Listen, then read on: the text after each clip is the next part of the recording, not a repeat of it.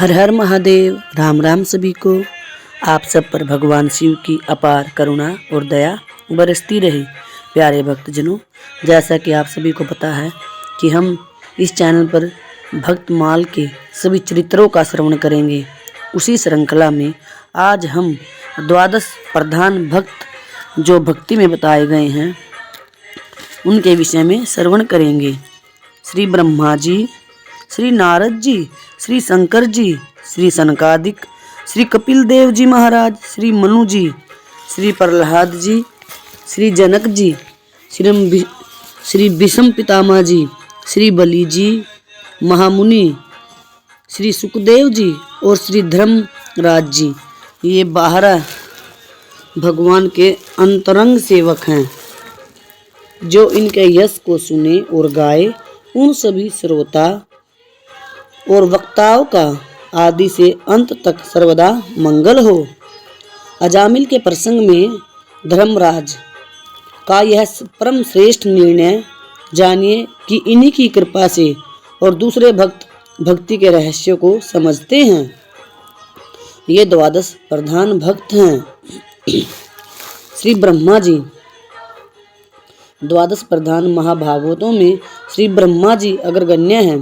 श्रीमद् भागवत जी में भी यमराज जी ने अपने दूतों से परम भागवतों का वर्णन करते हुए श्री ब्रह्मा जी की गणना सर्वप्रथम की है।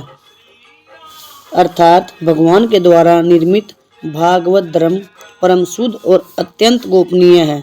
उसे जानना बहुत ही कठिन है। जो उसे जान लेता है वह भगवत स्वरूप को प्राप्त कर लेता है। दूतों, भागवत धर्म का रहस्य हम 12 व्यक्ति ही जानते हैं। ब्रह्मा जी, देव ऋषि नारद, भगवान शंकर, सनत कुमार, कपिल देव जी, स्वयंभू मनु, प्रहलाद, जनक जी, भीष्म पितामह, बलि, सुखदेव जी और मैं धर्मराज। सृष्टि के पूर्व यह संपूर्ण विश्व पर्यावरण के जल में डूबा हुआ था। उस समय एकमात्र श्री नारायण देव शेष शैया पर ओढ़े हुए थे। सृष्टि काल आने पर भगवान नारायण की नाभि से एक परम प्रकाश में कमल प्रकट हुआ और उसी कमल से साक्षात वेद मूर्ति श्री ब्रह्मा जी प्रकट हुए।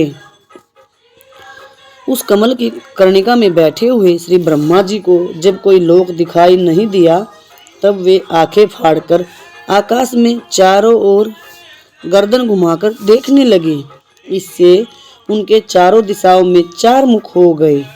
आश्चर्यचकित श्री ब्रह्मा जी कुतूहलवश कमल के आधार का पता लगाने के लिए उस कमल की नाल के सूक्ष्म छिद्रों में होकर उस जल में घुसे, परंतु दिव्य सहस्त्रों वर्षों तक प्रयत्न करने पर भी कुछ पता न मिलने पर अंत में विफल मनोरथ हो वे पुनः कमल पर लौट आए। तदंतर अव्यक्त वाणी के द्वारा तप करने की आज्ञा पाकर श्री ब्रह्मा जी 1 सहस्त्र दिव्य वर्ष पर्यंत एकाग्र चित्त से कठिन तप करते रहे। उनकी तपस्या से प्रसन्न होकर भगवान ने उन्हें अपने लोक का एवं अपना दर्शन कराया।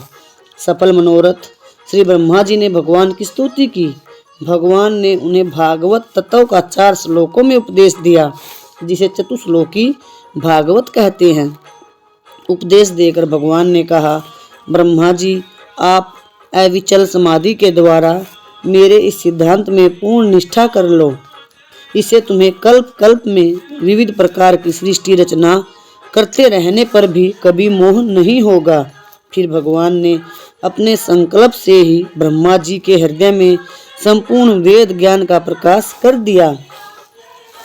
भगवान ने अपने संकल्प से ही ब्रह्मा जी को उस वेद ज्ञान का दान किया जिसके संबंध में बड़े बड़े विद्वान लोग भी मोहित हो जाते हैं।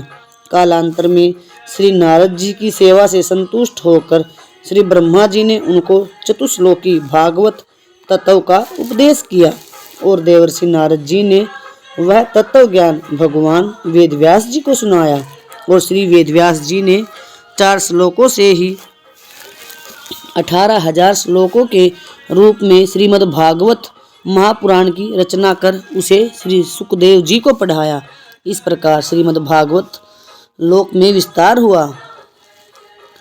भगवान के द्वारा प्राप्त उपदेश का निरंतर चिंतन करते रहने से तथा भगवत स्वरूप का ध्यान करते रहने से श्री ब्रह्मा जी का अपने मन, वाणी और इंद्रियों पर इतना अधिकार हो गया कि सदा सर्वदा जगत प्रपंच में लगे रहने पर भी इनकी वृत्तियां सपन में भी असत की ओर नहीं जाती।